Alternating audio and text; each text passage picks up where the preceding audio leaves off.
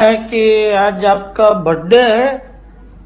सच बात है कि किसी ने अफवाह फैलाई है? सच बात है।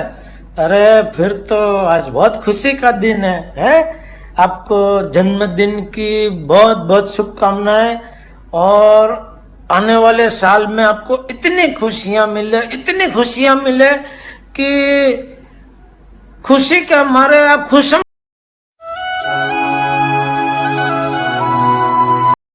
आज हम किसी तो हेलो फ्रेंड्स, आज हम किसी विषय में बात करेंगे पास्ट कंटिन्यूस टेंस का जो इंट्रोगेटिव सेंटेंस है उसके विषय में आज बात करेंगे। ठीक है, तो जैसा कि आप जानते हैं कि इंट्रोगेटिव जो सेंटेंस होते हैं वो दो टाइप के होते हैं, मतलब दो प्रकार के होते हैं। पहला प्रकार क्या है, यदि प्रश्नवाचक शब्द वाक्य के प्रारंभ में आ जाए तब ट्रांसलेशन कैसे करेंगे, और दूसरा है जब प्रश्नवाचक शब्द जो आपका है वाक्य के बीच में आए। ठीक है, तो चलिए दोनों टाइप के जो इंट्रोगेटिव सेंटेंस होंगे पास्ट कंटिन्यूस टेंस के हम बताते हैं। ठीक है, तो चलिए देखते हैं।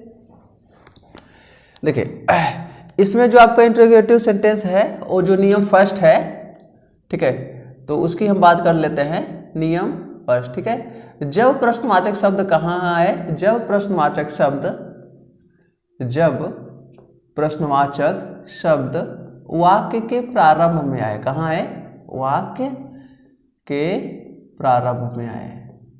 ठीक है, जब वाक्य के प्रारंभ में आएगा तो क्या हो जाएगा, तब उसकी वाक्य रचना। ठीक है, तो वाक्य रचना क्या हो जाएगा, वाक्य रचना सबसे पहले हम क्या लिखेंगे, वाज या वर लिख देंगे। क्या लिखेंगे, या तो वाज हम लिख देंगे या तो वर, दोनों में से कोई एक लिख देंगे। यदि एक वचन है तो वाज लिखेंगे, बहुवचन है तो वर। इसके बाद क्या लिखेंगे, कर्ता, जो आपका सब्जेक्ट होगा उसे लिख देंगे। इसके बाद क्या लिखेंगे, नहीं आया है तो नॉट लिख देंगे। ठीक है, इसके बाद वर्ब का जो फर्स्ट फॉर्म है उसमें आईएनजी। ठीक है, इसके बाद क्या लिखेंगे, कर्म, मतलब जो ऑब्जेक्ट आपका रहेगा वो लिख देंगे। और इसके बाद क्या लिखेंगे, अन्य, जो बचा रहेगा वो लिख देंगे। ठीक है, तो चलिए कुछ सेंटेंस हम देख लेते हैं।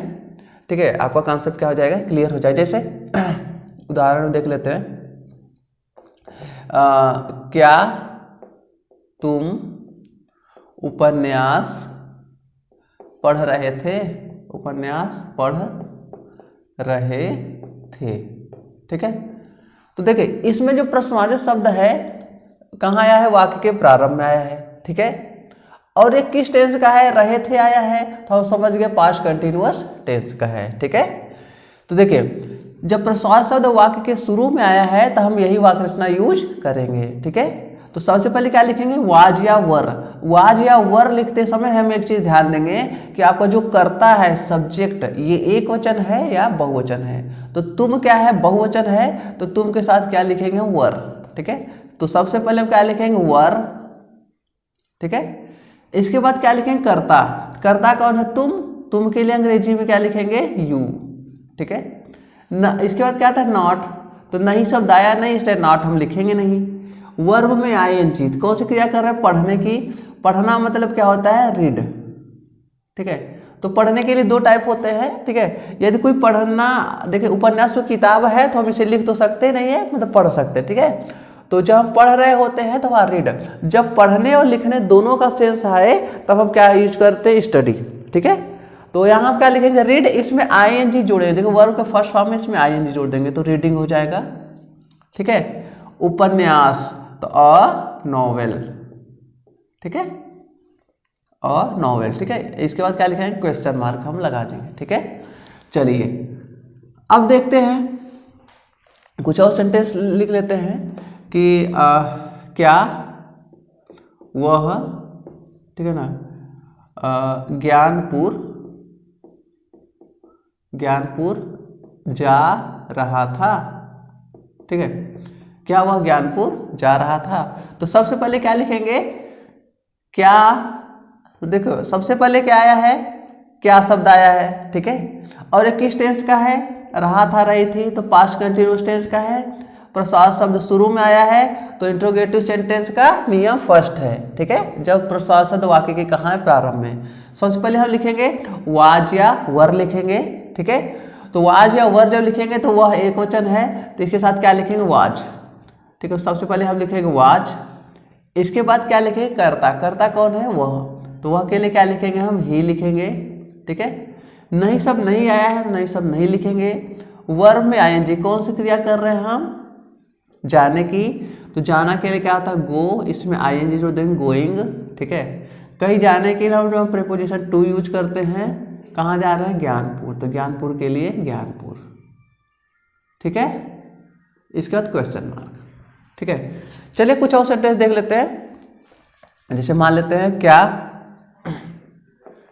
ठीक है, क्या, कुछ नाम ले लेते हैं, क्या, कुछ भी।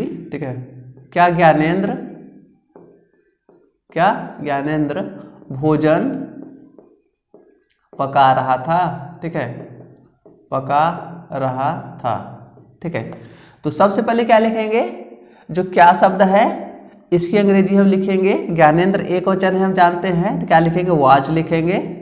क्या लिखेंगे, वाज। इसके बाद क्या लिखेंगे, ज्ञानेंद्र। ठीक है, तो ज्ञानेंद्र के लिए क्या लिखेंगे, ये नाम है तो ज्ञानेंद्र एक वचन है। ठीक है, वाज या और का कर्ता लिखते हैं तो ज्ञानेंद्र।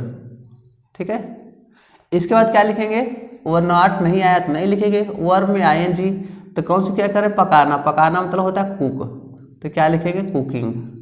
ठीक है, क्या पका रहे, भोजन, तो क्या हो जाए, फूड, या तो मील यूज कर सकते हैं। ठीक है ना, तो वाज ज्ञानेंद्र कुकिंग फूड। ठीक है, तो आई होप आपको समझ में आया होगा। आज हम अब किसके विषय में बात करते हैं कि जो आपका पास्ट कंटिन्यूअस टेंस है, उसी जो दूसरी जो रचना है, दूसरी रचना क्या है, जब प्रश्नवाचक शब्द आपके कहाँ है, वाक्य के बीच में आए, कहाँ है, वाक्य के बीच में आए, तब हम उसका ट्रांसलेशन कैसे करेंगे। ठीक है, तो देखिए तब उसके लिए हम क्या लिखेंगे, सबसे पहले प्रश्नवाचक शब्द की अंग्रेजी लिखेंगे, इसके बाद वाज या वर लिखेंगे, इसके बाद कर्ता, इसके बाद नॉट, वर्ब में आईएनजी, कर्म और प्लस अन्य लिखेंगे। ठीक है, तो ये आपकी रही वाक्य रचना। तो चलिए हम कुछ सेंटेंस देख लेते हैं, आपका कॉन्सेप्ट क्लियर हो जाएगा।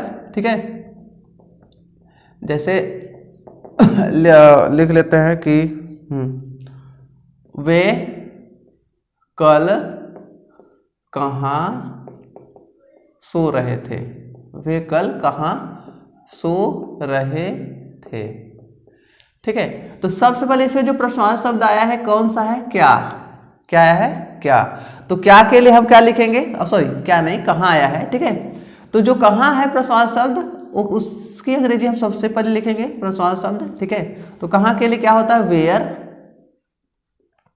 ठीक है, इसके बाद वाज या वर। ठीक है, तो ये हम देख रहे हैं बहुवचन है, तो वे के लिए क्या लिखेंगे, वर, तो वेयर वर।